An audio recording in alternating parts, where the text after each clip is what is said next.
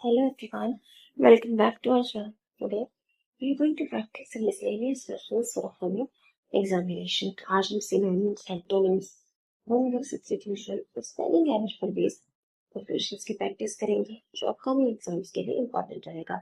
So let's start. Question number 1. Select the most appropriate antonym after given word. Given word आपको antonym बताना. Word given है ferocious. Ferocious. Options है brutal, ruthless, fearless, gentle. Ferocious. Ferocious का मतलब क्या होता है? Ferocious का मतलब होता है violent, उग्र, aggressive, भयावह, आक्रामक. उसे हम कहते हैं ferocious. जो violent हो, उग्र हो, aggressive हो, भयावह हो, frightening हो, उन्हें कहते हैं ferocious. Ferocious. Brutal. Brutal का मतलब क्या होता है? Cruel, निर्दयी. Ruthless. Ruthless का मतलब भी है criminal, जिसमें दया का भाव ना हो. Fearless तो निर्भय हो गया. और gentle का मतलब होता है kind, soft, kind. Ferocious का एंटोनिम क्या होगा? Ferocious का मतलब violent है, aggressive है, आक्रामक है, तो ऐसे कुछ हवा है, भयानक है. तो brutal भी एक तरह से वैसे ही हो गया. Brutal का मतलब निर्दयी होता है, cruel ही होता है. तो ये सही एंटोनिम भी हो सकता है. Ruthless भी हो सकता है.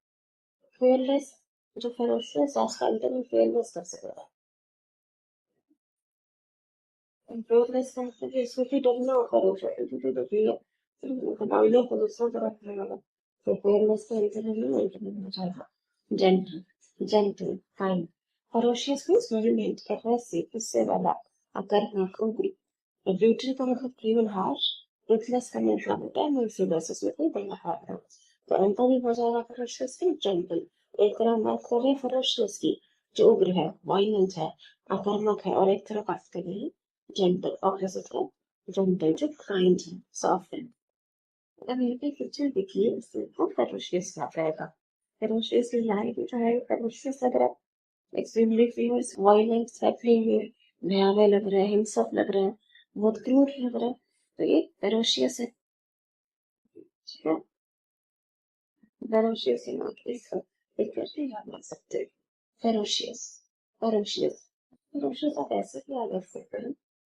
Ferocious फिर उसको देख के रोना आ सकता है, फिर उस रोने को देख के रोना आ सकता है कि बहुत ही violent है, हिंसक है, aggressive है. Ferocious फिर से देख रहा है रोना आता है. Ferocious आप ऐसे भी याद रख सकते हैं, ऐसे दिमाग में ही फिर भी आप याद रख सकते हैं. ठीक है. And next देखिए.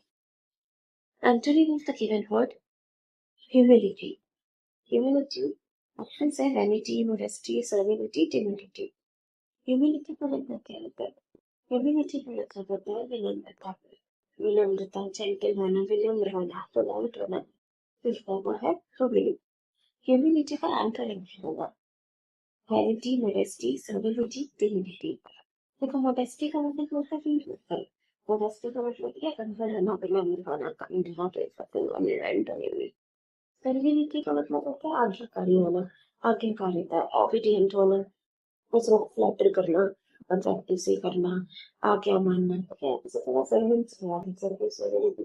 तो सर्वेंट्स होते हैं जो आज्ञाकारी होते हैं, तो थोड़ा बहुत फ्लैटरिंग भी करते हैं. तो सर्विलिटी का मतलब होता है फ्लैटरिंग से शुरुआत या ओबीडियंस से शुरुआत या क्या करते हैं.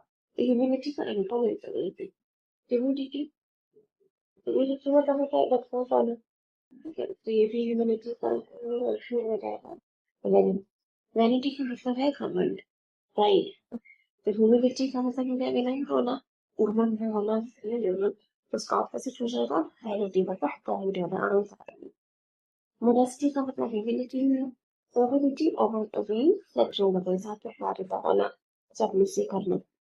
और टिमिडिटी का मतलब है फेयरफुलनेस, शाइनेस, मतलब डरपोक होना या फिर शर्म करना, एम्बैरेस रहना, शाइनेस होना. ह्यूमिलिटी का एंटोनिम हो जाएगा वैनिटी. वैनिटी. नेक्स्ट देखिए. Synonym of the given word flabbergasted, distributed, motivated, terrified, astonished. flabbergasted. जिनके ऑप्शन देखिए स्टफ का मतलब बात से परेशान है. मोटिवेटेड, मोटिवेट करना मतलब प्रोत्साहित करना, प्रेरणा देना, ठीक है, क्लैरिफाइड करा हुआ हमें। और एस्टोनिश का मतलब होता है जो हैरान परेशान आश्चर्यचकित की तरह।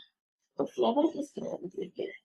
फ्लेवर का मतलब होता है एक्सट्रीमली सरप्राइज्ड, शॉक्ड, एकदम से शॉक हो जाना, सरप्राइज हो जाना, उसे हम कहते हैं फ्लेवर गेस्टेड। फ्लेवर गेस्टेड, तो फ्लेवर गेस्टेड का सिनोनिम क्या होगा? सिनोनिम हो जाएगा एस्टोनिश्ड, एस्टोनिश्ड।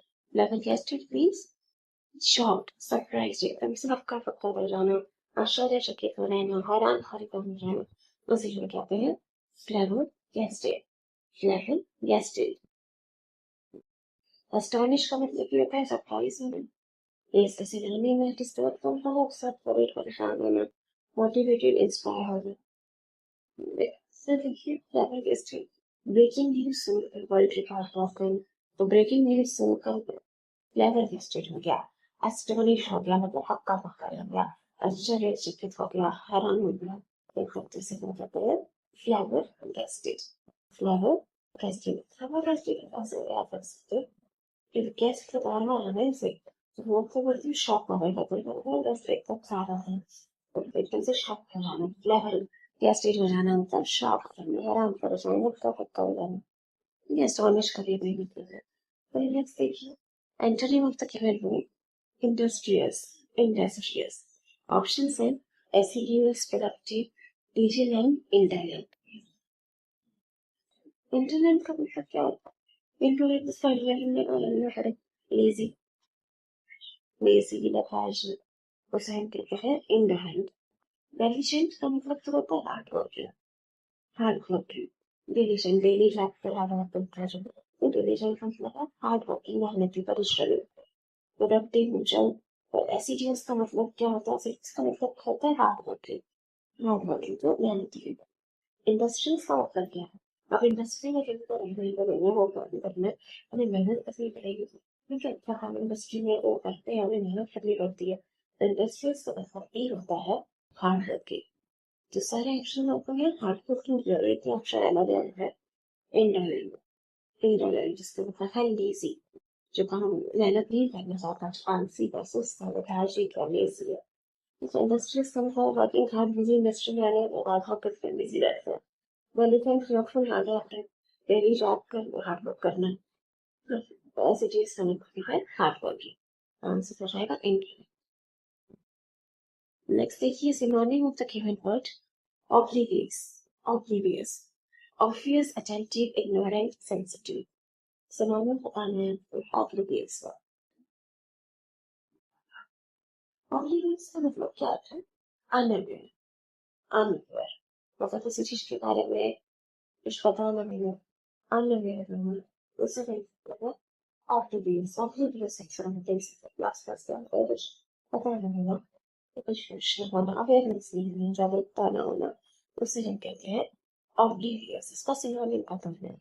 अब ऑब्वियस का मतलब तो होता है जो सही जा स्पष्ट है, फिर oblivious का सिनोनिम नहीं है बोलने में, जैसे देखिए सिनोनिम नहीं है। अटेंटिव का मतलब है कि जागरूक रहना, अटेंटिव रहना, ध्यान रहना, तो एक तरह से अनकनेक्ट हो जाएगा। सेंसिटिव या इग्नोरेंट, देखो इग्नोरेंट का मतलब क्या होता है? किसी चीज के बारे में नॉलेज ना होना, अवेयरनेस ना होना, तो इग्नोरेंट सिनोनिम हो जाएगा ऑब्लिवियस। इग्नोरेंट, इग्नोरेंट का मतलब ये होता है लैक ऑफ नॉलेज, इग्नोरेंस कहते हैं एडजेक्टिव है, इग्नोरेंट नाउन हो जाए इग्नोरेंस। इग्नोरेंट का मतलब है इस चीज को अवेयर ऑफ होना, जानकारी ना होना। ऑब्लिवियस का मतलब है अनअवेयर, अनअवेयर, जो इग्नोरेंस सिनोनिम। नेक्स्ट देखिए antonym of the given word, ignoble, ignoble, dignified, reverent, corrupt, abject, ignoble, answer। dignified का मतलब क्या होता है? रिस्पेक्टेबल, इसका सम्मान किया जाए। एग्नोबल, करेक्ट का मतलब होता है ट्रस्ट। इग्नोबल फैक्टरिंग क्या होगा? इग्नोबल का एंटोनिम पूछेगा डिग्निफाइड, डिग्निफाइड, क्योंकि इग्नोबल का मतलब होता है एक नोबल, नोबल का मतलब होता है ना ऑनर से जुड़ा हुआ, नोबल, नोबल प्राइज भी दे सकते हैं, तो नोबल का मतलब ऑनर से जुड़ा हुआ होगा। इग्नोबल इज लैकिंग, लैकिंग मतलब जिसका सम्मान ना हो, लैकिंग, तो इग्नोबल फ्रंटल हो जाएगा, डिग्निफाइड डिग्निफाइड का मतलब रिस्पेक्टफुल रिस्पेक्टेबल, इसका सम्मान किया जाए, और इग्नोबल है जिसका सम्मान ना हो, ऑनर नहीं हो, इग्नोबल हो जाएगा एंटोनी, डिग्निफाइड डिग्निफाइड एंटोनी हो जाएगा इग्नोबल का।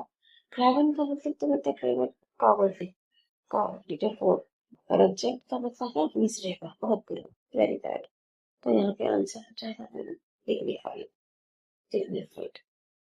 नेक्स्ट देखिए, इसमें यहाँ पे देखिए, देखिए इसने बैगर से कैसे चला दिए, सो बैगर को कैसे चला दिए, तो ये कैसा एक्टर है, एक नॉर्मल एक्टर, एक नॉर्मल अपमानजनक एक्टर है, और लैटिन वाला को सम्मान करने वाला शरीर से पर्सनल बैगर से एक नॉर्मल एक्ट शेम्ड एवरीवन, उसके न्यूज काम सभी को शर्मिंदा हो गया, कैसा एक्टर, एक शेमफुल एक्टर, एक नॉर्मल एक्टर, इसका सम्मान नहीं किया जाता, अपमान नहीं किया गया, जो एक्ट है, तो एक नॉवल का मतलब होता है नीच, लैकिंग ऑनर, इसका सम्मान न किया जा सके।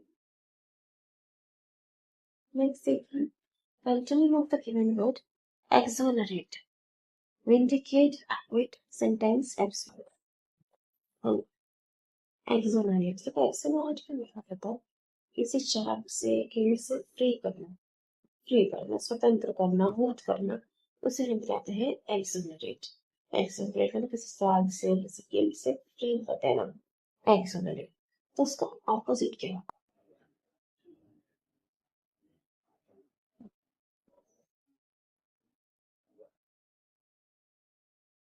सेंटेंस का मतलब क्या है, give a sentence to like imprisonment, sentence का मतलब होता है सजा देना, सजा देना, सेंटेंस वाक्य है, लेकिन जब हम कोर्ट के सेंस में, लीगल सेंस में सेंटेंस की बात करें तो उसका मतलब होता है पनिशमेंट, सजा देना, सजा देना, तो एक है सजा देना, इसका मतलब फ्री कर देना, मुक्त कर देना, और एक है सेंटेंस, इसका मतलब है वो नहीं किया, सजा सुनी, सजा देना, तो एक्सोलरेट का एंटोनिम हो जाएगा सेंटेंस, सेंटेंस, ठीक है।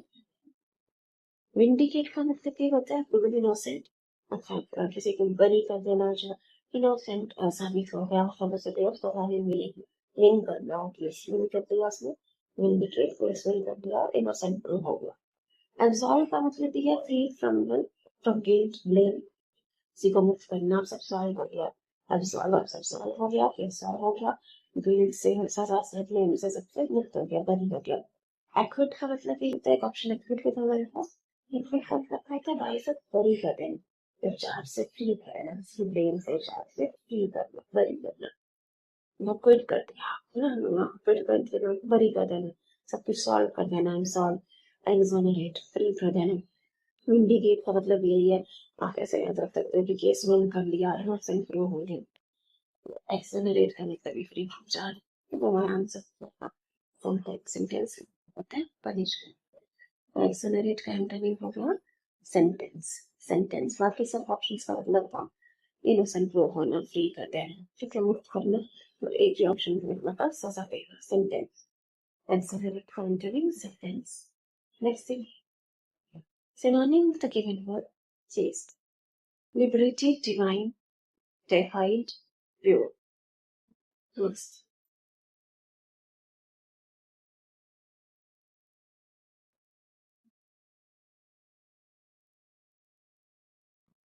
देखो chaste का synonym हो जाएगा pure, chaste का मतलब होता है pure, modest, chaste का मतलब होता है pure, पवित्र, जो modest है, humble है, इसको कहते हैं chaste, chaste। Defined का मतलब होता है made impure, made impure मतलब आप विरुद्ध कर देना, को impure कर देना।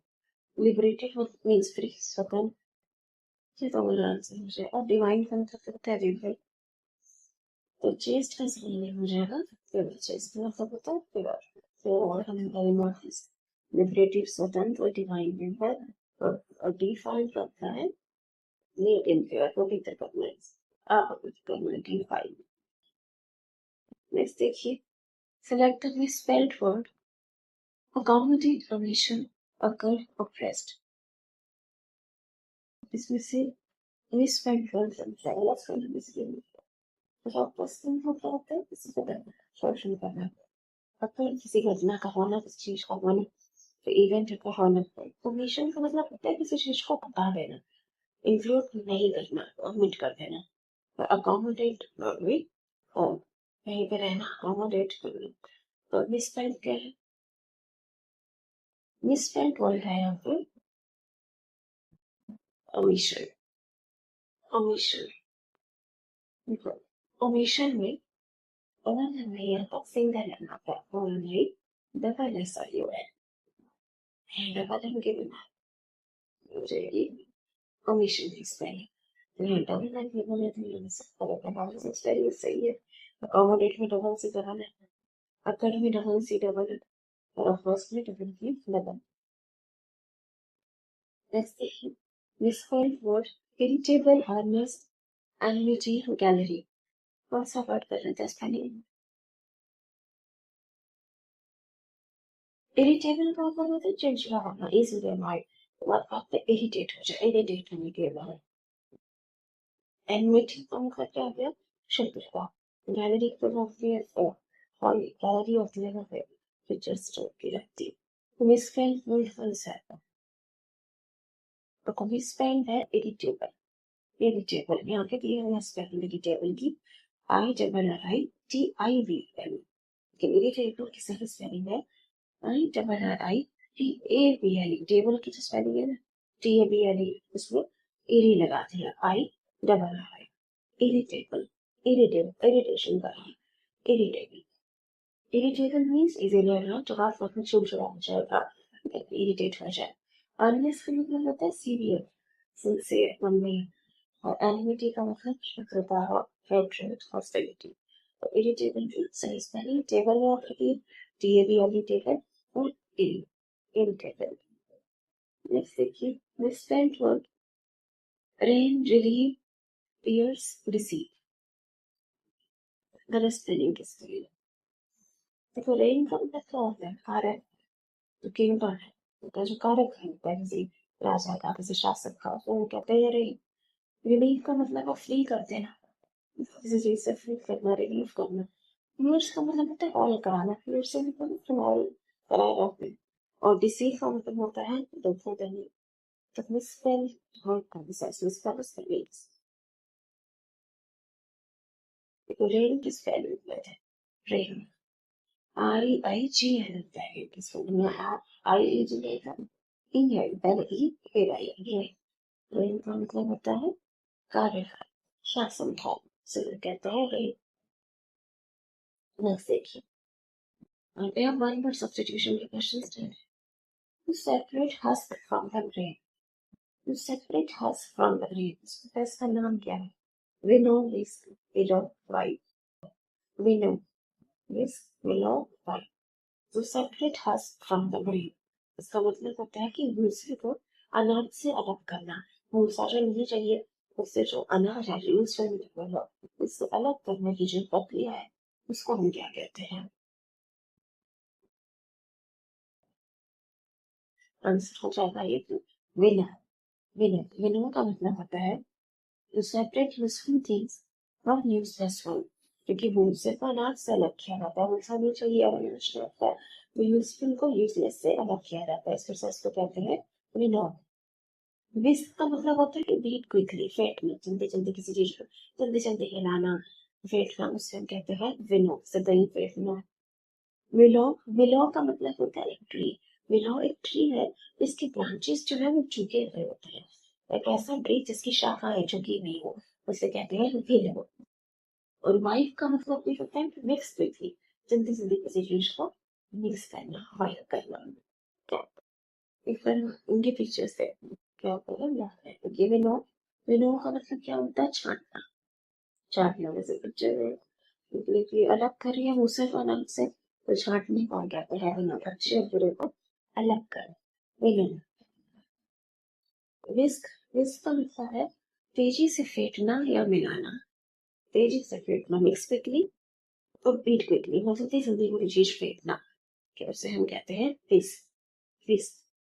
विलो, विलो क्या है? एक ट्री है, एक प्रकार का बोल जिसकी शाखाएं नीचे की ओर झुकी हुई होती है, तो ये डायरेक्ट ट्री है, जहाँ पे हम देख सकते हैं ब्रांचेस नीचे की तरफ झुकी हुई है। और वाइप का मतलब क्या है? वाइप के दो मतलब है, एक तो यही तेजी से फेंकना, तुमने इसमें देखा तेजी से फेंकना, मिक्स अप क्विकली, ये दही फेंक रहे हैं चल। और वाइप का एक और मतलब होता है जब, जब तो वाइप का दो मतलब होता है जागो या फिर जल्दी किसी चीज को बीट करना, मिक्स अप करना। विलो ट्री जिसकी ब्रांचेस झुकी हुई हो।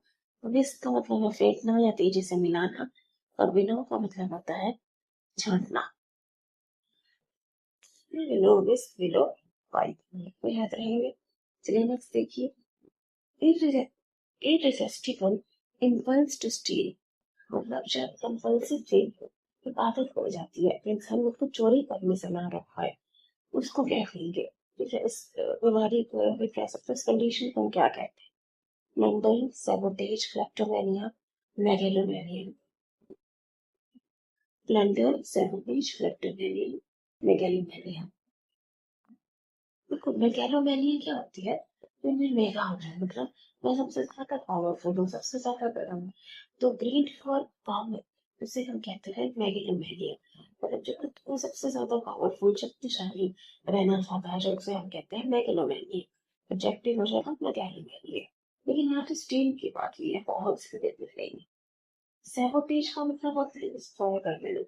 हमने उसमें किया था सब बच्चा मुझे पावरफुल करनी है, तो सैबोटेज का सब डिस्ट्रॉय कर देना, तो कैसे तुम फोड़ देना, ऐसे भी क्या सैबोटेज। तो स्टील्स जो है अपने क्या मतलब लूट पाट करना। लेकिन यहाँ पर पूछा है इररेसिस्टिबल इम्पल्स, मतलब आप खुद को चोरी करने से ही नहीं रोक पाए, एक तरह से मानसिक हो गया, ये कंडीशन है सबको। तो ये लूटपाट नहीं है, कैसी कंडीशन है जहाँ इंसान खुद को चोरी चुराने से रोक नहीं पाता।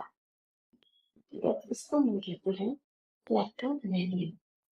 Kleptomania, kleptomania is irresistible impulse, जब एक कंपल्सिव पूरी तरह से आदत हो जाती है इंसान इसको चोरी करने से नहीं रोक पाता, इसे हम कहते हैं kleptomania.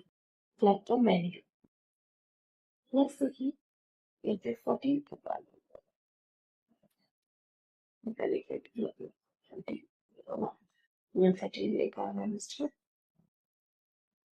traveling under a name other than one's own, तो अपने नाम के अलावा किसी और नाम से ट्रैवल करो, उसको क्या कहेंगे? Incognito, incredible, invincible, impromptu.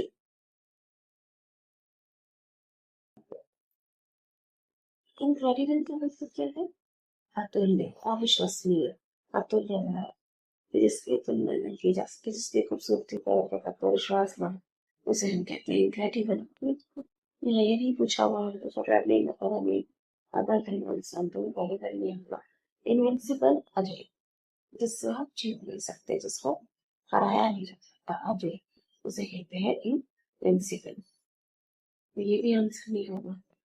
Impromptu, impromptu speech होती है डिलीवर्ड विदाउट प्रिपरेशन, तो आपको बिना तैयारी के प्रॉम्प्ट, प्रॉम्प्ट मतलब पता तो नहीं चलती, कोई स्पीच देने को लेकिन नहीं कि उससे तैयार किया, टीचर ने बोल दिया आपको स्टार्ट कर बोल में अभी असेंबली में, तो यहाँ प्रिपरेशन पता ही नहीं है, तो जो है इम्प्रॉम्प्टू। मेरे आंसर है इनकॉग्निटिव। Incognito. Incognito means hidden identity, अपनी पहचान छुपाई जाए। Incredible, amazing, अविश्वसनीय, अतुल्य। Impromptu, unprepared. और invincible means that cannot be defeated, जिसको हराया नहीं जा सकता। यहाँ पे देखिए इनकॉग्निटिव, अज्ञात रूप से पहचान छुपा रहे, ये है इनकॉग्निटिव। इनक्रेडिबल है अविश्वसनीय, बहुत ही अद्भुत, हैरान करने वाला है, मतलब उस जगह की जो ब्यूटी नेचर की वो इनक्रेडिबल है, अतुल्य है, अविश्वसनीय है। इनविंसिबल, जिसको हराया नहीं जा सकता। और ये जैसे देखो यहाँ पर कुछ बस एक वीर योद्धा दिखा रहा है, इसको हराना बहुत मुश्किल है, तो इनविंसिबल है, लेकिन इसे विन नहीं कर सकते, इनविंसिबल। और इम्प्रॉम्प्टू, इम्प्रॉम्प्टू का मतलब होता है बिना किसी तैयारी के तुरंत किया गया जो काम, जैसे स्पीच कि बिना किसी तैयारी के लिए है इम्प्रॉम्प्टू। इम्प्रॉम्प्टू बिना किसी तैयारी के इनविंसिबल, जिसको हराया नहीं जा सकता। तुम्हारा आंसर हो जाएगा incognito. Incognito means hidden identity. Next देखिए last question, Government run by a small group of people. Plutocracy, oligarchy, aristocracy, monarchy. तो कुछ लोग एक सामने बस जब एक ग्रुप कहेंगे रिस्पॉन्सिबिलिटी जो सरकार पे चलाते हैं तो उसको क्या कहेंगे? Government run by a small group of people. Plutocracy, oligarchy, aristocracy, monarchy. Monarchy का मतलब होता है मोनोल, इन सिंगल एक रूलर जो है जब एक सिंगल पर्सन सरकार है. लेकिन यहाँ तो ग्रुप की बात कर रहे हैं. Plutocracy is government by rich people. Aristocracy या फिर oligarchy. आंसर हो जाएगा oligarchy. Oligarchy होता है government by group of people. Aristocracy is government by nobles. जब शाही nobles सरकार को चलाएं तो इसे कहते हैं aristocracy. So thank you everybody. Thanks for watching. Please share and subscribe. Thank you.